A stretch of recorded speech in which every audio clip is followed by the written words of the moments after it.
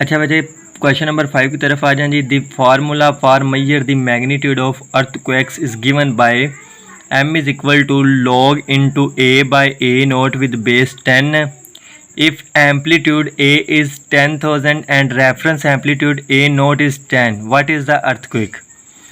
अच्छा, वो कहता है कि बच्चे जब भी आपके पास जल्ज़ला वगैरह आता है तो उसको पैमाइश करने का जो फार्मूला होता है ये होता है।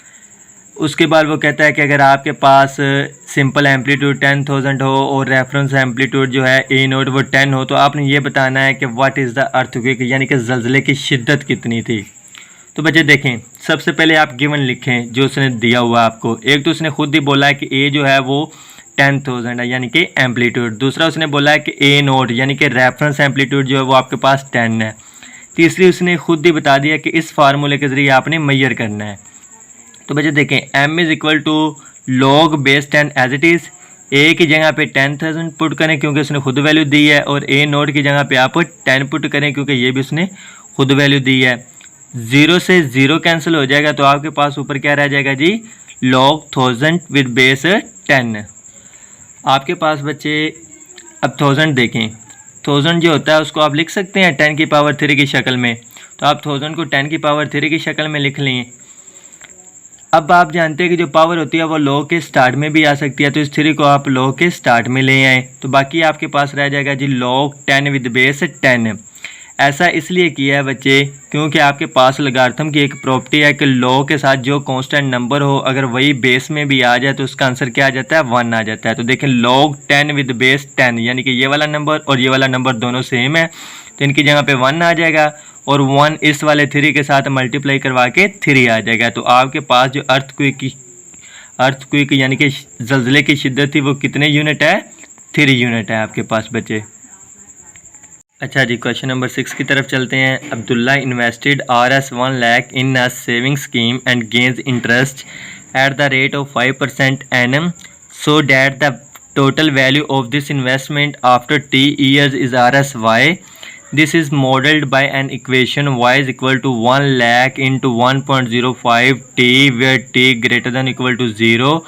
Find after how many years the investment will be double। अच्छा बच्चे, वो कहता है कि अब्दुल्ला एक लड़का है, उसने 1 लाख रुपए की जो है अपनी जो उसके पास थे 1 लाख रुपए उसको ना उसने एक सेविंग स्कीम में लगा दिया है, जहाँ पर हर साल जो उसकी 1 लाख वाली इनकम है ना वो 5% एनम के हिसाब से बढ़ेगी। अब वो कहता है कि आपने y is equal to 1 lakh into 1.05 t इस वाली इक्वेशन का यूज़ करके ये बताना है कि उसने जो वैल्यू यानी कि जो रकम इन्वेस्ट की है 1 लाख रुपए वो कितने सालों में या कितने टाइम में डबल हो जाएगी।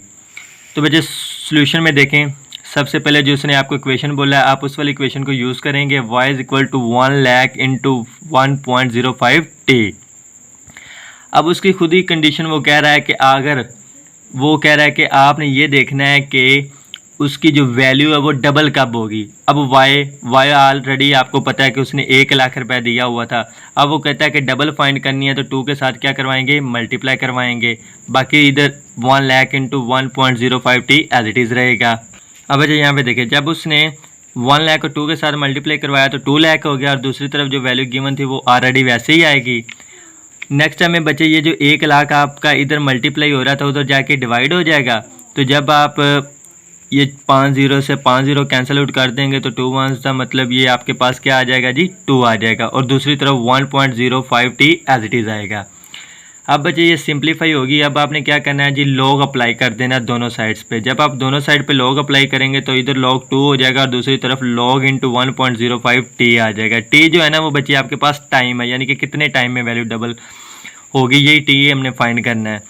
अब आपको पता है कि जो पावर होती है वो कहाँ पे आ जाती है, स्टार्ट में आ जाती है। तो t पावर में था, कहाँ पे आ गया, log के स्टार्ट में आ गया। बाकी दोनों साइड पे जो गिवन है वो एज इट इज़ रहेगा। बच्चे जब log 2 आप कैलकुलेटर के ऊपर लेंगे तो आपके पास आएगा जी 0.3012 और दूसरी तरफ t एज इट इज़। जब आप log 1.05 लेंगे कैलकुलेटर के ऊपर तो आपके पास आएगा 0.02118। अब ये वाली पूरी वैल्यू t के साथ मल्टीप्लाई हो रही थी, आपको t फाइंड करना है तो ये सारी वैल्यू उधर जाके क्या हो जाएगी जी, डिवाइड हो जाएगी। जब आप 0.3010 को डिवाइड करेंगे 0.02118 के साथ तो आपके पास बच्चे जी आंसर आएगा 14.21 अप्रोक्सीमेटली, जिसे आप कह सकते हैं कि 14 ईयर्स। यही आपका टाइम था जो क्या कहते हैं कि यानी कि 14 साल के अंदर अंदर उसकी वैल्यू जो है वो डबल हो जाएगी। जो उसने 1 लाख रुपए इन्वेस्ट किया था 5% के हिसाब से 14 ईयर्स में उसकी वैल्यू जो है वो डबल हो जाएगी। क्वेश्चन नंबर 7 है जी बच्चे आपके पास, Huriya is hiking by mountain where the temperature T decrease by 3% और a factor of 0.97 for every 100 meter gained in altitude. The initial temperature Ti at sea level is 20 degree. Using the formula T is equal to Ti multiply 0.97 की power h by 100. Calculate the temperature at an altitude h of 500 meters है। अच्छा बच्चे वो क्या कहता है कि हुरिया नाम की एक लड़की है जो माउंटेन पे हाइकिंग कर रही है।